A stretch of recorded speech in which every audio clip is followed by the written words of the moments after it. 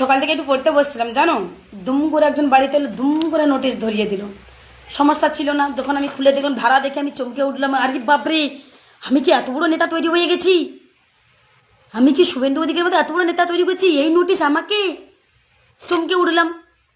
ও ধারাটা দেখতে চাও, শুনতে চাও? বলবো তো, বলবো, নিশ্চয়ই বলবো। এটা বলার জন্য ভিডিও করছি আমি। তবে তার আগে একজনকে স্যালুট না জানালে নয়, সেটা হচ্ছে আমাদের ভারতবর্ষের নির্বাচন কমিশনার। ওনার তুলনা হয় না। উনি যেভাবে কঠোর থেকে কঠোর পরিশ্রম করছেন, এটা কিন্তু বিজেপি নেতারা কেউ অস্বীকার করতে পারবে না। যেভাবে কঠোর থেকে কঠোরতম পরিশ্রম করছেন, এই যে এসআইআর করে অসংখ্য মানুষের ভোটার বাদ, হ্যাঁ, এই যে বিহার, উত্তরপ্রদেশ, হ্যাঁ, ত্রিপুরা, এগুলো থেকে মানুষের যে ভোটার তালিকায় ঢুকিয়ে দেওয়া, এগুলো কি কম কঠোর পরিশ্রম বলো?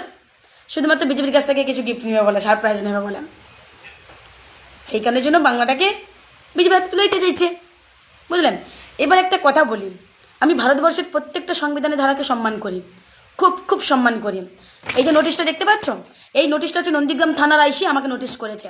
আমি নাকি অশান্তি, আমি নাকি শান্তিভঙ্গ করতে পারি। যে একবার মনে আছে আপনাদের, বিজেপি নেতারা দিল্লি গিয়েছিল নির্বাচন কমিশনারের কাছে, মমতা বন্দ্যোপাধ্যায় নাকি অশান্তি এবং শান্তিভঙ্গ করতে পারে, জানেন তো? সেই কারণের জন্য গিয়েছিলাম দিল্লিতে। কি না, মমতা বন্দ্যোপাধ্যায়কে কোনো প্রচার করা যাবে না, বুঝলে? সেই একইভাবে আমাদেরকেও করা হচ্ছে। কি না, আমি নাকি অশান্তি লাগাতে পারি। শুধু আমি নয়, এই একই নোটিশ আমার এমএলএর নামে এসেছে, যে এমএলএকে আজ পর্যন্ত কোনোদিন আমি দেখিনি অশান্তি লাগাতে। হ্যাঁ, একসময় উনি বিরোধী ছিলেন, কিন্তু একটা সাধারণ নাগরিক, নন্দীগ্রামের নাগরিকও বলে দেবে, সাধারণ মানুষও বলে দেবে যে তৃণমূল কংগ্রেসের যে এমএলএ দাঁড়িয়েছে ভোটে, তাকে কোনদিকে অশান্তি লাগাতে দেখেন, তাকেও একই নোটিশ করা হয়েছে। তবে মানতে হবে, আমার উপরে কিন্তু ভালো লোকের নজর পড়েছে। যে নোটিশ বড় বড় হেভিয়েট নেতাদেরকে করা উচিত, সেই নোটিশ আমাকে করা হয়েছে।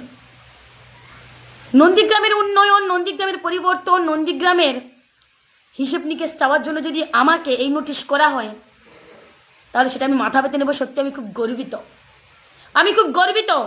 আমাকে কোর্টে যেতে হবে, গিয়ে বলতে হবে যে আমি 1 বছর কোনো অশান্তি করব না। আমি বুঝতে পারছি না আমি অশান্তিটা লাগালাম কোথায়। বাহ, যারা মেয়েদেরকে অসম্মান করে, যারা মেয়েদেরকে নোংরা গালিগালাজ করে, নন্দীগ্রামের বিজেপি নেতারা, তারা জেলের বাইরে থাকে। আর যারা নন্দীগ্রামের উন্নয়ন, যে মেয়েটা পশ্চিমবঙ্গের উন্নয়ন, পশ্চিমবঙ্গের মানুষের বেঁচে থাকা নাগরিকত্ব অধিকারের জন্য লড়াই করছে, তার কণ্ঠরোধ করতে চাইছে দিল্লি থেকে বিজেপি নেতারা। আর এখানে নির্বাচন কমিশনারের নির্দেশে 4-5 দিন হলো নন্দীগ্রামের একজন আইসিকে পাঠানো হয়েছে। আপনারা সকলেই জানেন যে নির্বাচন কমিশনার মমতা বন্দ্যোপাধ্যায়ের যখন হাতের বাইরে ক্ষমতা চলে গেছে, যেহেতু উনি প্রচার করছেন, তখন নির্বাচন কমিশনার দুমদাম করে রাতারাতি সব চেঞ্জ, ডিএসপি, এসপি, ওসি, আইসি সব চেঞ্জ করে দিয়েছেন। এইসব করে কি ভেবেছেন? এইসব করে মমতা বন্দ্যোপাধ্যায়কে আটকাতে পারবেন না, আমাদের আটকাতে পারবেন? আমি নিশ্চয়ই কোর্টে যাবো তো, কেননা আমি ভারতবর্ষের সংবিধানকে খুব সম্মান করি। আমার একটাই আক্ষেপ, ভারতবর্ষের সংবিধানগুলোকে ভুলভাল কাজে ব্যবহার করা হচ্ছে বর্তমান ভারতবর্ষের সরকার ক্ষমতায় বসে। এটাই আমার খুব দুঃখ। অনেকেই জানো, আমি একটা কথা বলি, আমি নন্দীগ্রাম থানার আইসিকে বলি, আপনি একটু জেনে শুনে আমার নামে নোটিশটা পাঠাতে পারতেন, কারণ আমি একজন কলেজ স্টুডেন্ট, আমার এক্সাম চলছে। এটা ইচ্ছে করে আমার সময় নষ্ট করার জন্য এরকম একটা নোটিশ করা হয়েছে।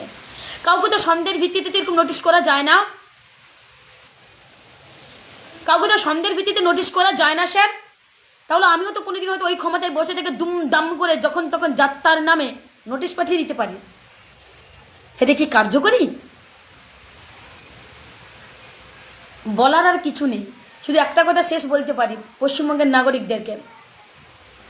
হ্যাঁ, আমি নিশ্চয়ই যাব, আমি একজন আইনের স্টুডেন্ট, তাই আমি সব থেকে বেশি আমি আইনকে ভীষণ পরিমাণে সম্মান করি। তাই আমি একটা কথা বলি শেষ পশ্চিমবঙ্গের মানুষদেরকে, যে মেয়েটা তোমাদের জন্য এত লড়াই করছে, যে মেয়েটা তোমাদের মুখে দুবেলা দুমুঠো ভাত তুলে দেওয়ার জন্য, শুধু ভাত নয়, তোমাদের নাগরিকত্ব বাঁচানোর জন্য একা লড়াই করছে, যে মেয়েটাকে থামানোর জন্য বিজেপি নেতারা উঠে পড়ে লেগেছে, দিল্লির স্বরাষ্ট্রমন্ত্রী থেকে শুরু করে, আপনাদের কাছে করজোড়ে বিনীত অনুরোধ আমার, পশ্চিমবঙ্গের মেয়ে যে অত্যন্ত মমতা বন্দ্যোপাধ্যায়ের পাশে তোমরা দাঁড়াও। দেখেছো তো ভারতবর্ষের ক্ষমতায় বসে থেকে কিভাবে সংবিধানের 12টা বাজাচ্ছে। আমার নামে নোটিশ দিয়েছে, তাতে কোনো সমস্যা নেই।